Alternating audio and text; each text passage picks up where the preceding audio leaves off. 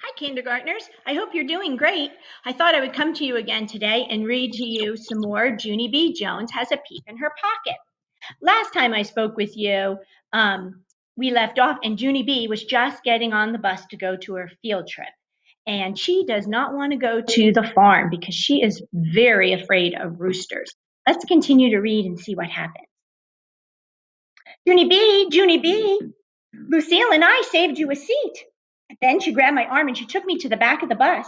I sat down next to Lucille. No, said that Grace. That's my seat, Junie B. She quick pulled me up. So where am I supposed to sit then? I asked.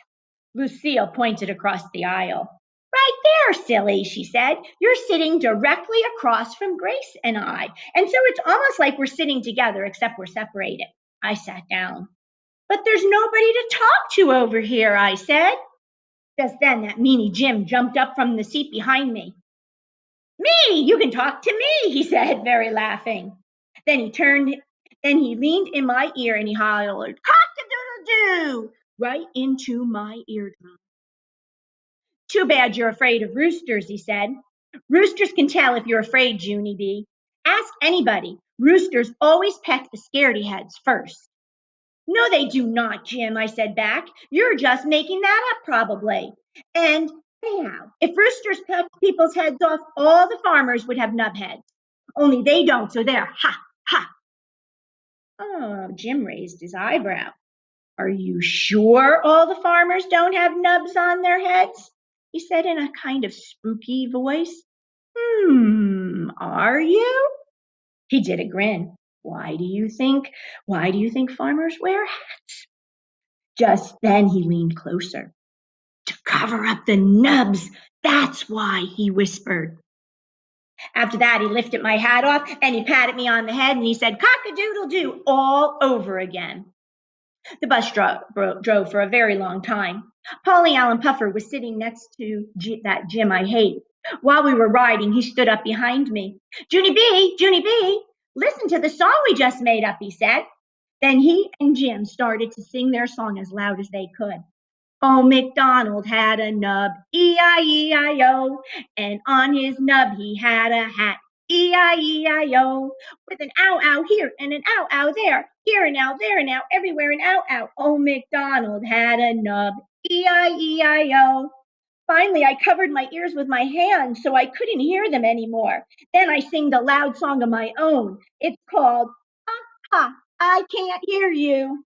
I invented those words myself. Ha, ha, I can't hear you. Ha, ha, I can't hear you. Ha, ha, I can't hear you. I sing that song a jillion times, I think. Then all of a sudden, the bus turned down a long dirt road.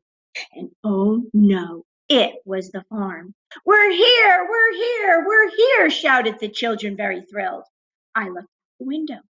There was a big house with trees on. Also, there was a barn and a tractor and some chickens. Ooh, I did a gulp at those peccary things, because chickens had pointy lips just like roosters. I quick scrunched down on the bus floor. Then I hid under my backpack very sneaky, because maybe if I kept really quiet, Mrs. wouldn't see me and I could hide on the bus the whole entire time. Lucille and that Grace stood up from their seats. I made a shh sign at them.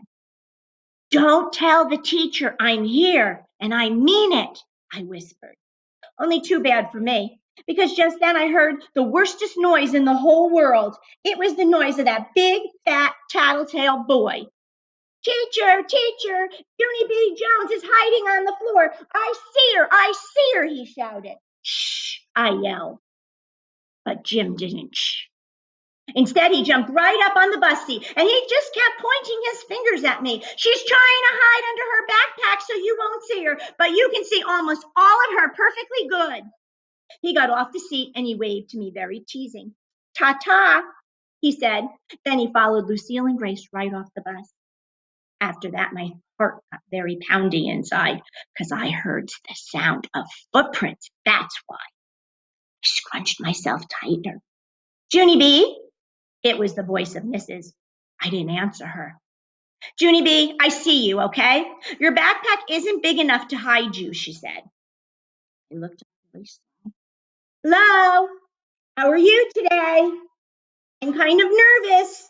I'm fine, but I'm not actually hiding. Mrs. crossed her arms. Then what are you actually doing? She asked. Ooh, I did a gulp. I'm tidying, I said. Tidying what? Asked Mrs. I think fast. I'm tidying the floor, I told her. I quick took my bandana off, then I wiped up the floor with it. Good news, I said. It's tidy now. I turned my head and I saw some boots. Junie B, said Mrs. I would like to meet you to meet Farmer Flores. Farmer Flores owns this beautiful farm that we are going to be visiting today. Raised my eyes very slow at him. Then finally I looked all the way to the top of his head. That's when my arms got shivers all over them. 'Cause guess what? Farmer Flores was wearing a hat. Farmer Flores did a nice smile. Your teacher tells me you're not very happy about being here today, he said. I felt my forehead again. I'm ill, I said. Yes, well, I've been thinking about how I can make this a better visit for you. And I was wondering if maybe you would like to be my special farmhand today. Do you know what a special farmhand is, Junie B? I shaked my head. Well, for one thing, the special farmhand gets to walk with the farmer in the very front of the line. Would you like to do that, do you think? Did my shoulders up and down. I don't know. Maybe, I said. And also, the special farmhand gets to be the very first person to sit on the tractor, said Farmer Flores. That sound like fun to you? I sighed very big. I don't know. Maybe, I said. Oh, he said, but here is the most important job of all. The special farmhand gets to help me keep all of these children in order. Just then, my mouth came all the way open. In order? I said, very thrilled. You mean I get to keep all the children in order? Well, Farmer Flores rubbed his chin. Well, yes, I suppose you could put it that way, he said. I quick grabbed my backpack. Well, then what are you waiting for, Farmer? I said. After that, I runned off the bus speedy fast, and I clapped my hands really loud. All righty, people, get in line. Farmer Flores is going to show us around, and he doesn't have all day, folks. We will start as a farmhand. Something tells me that she is going to be very, very bossy. I'm really worried about how this is going to go. Stay tuned, be well, and I'll see you soon.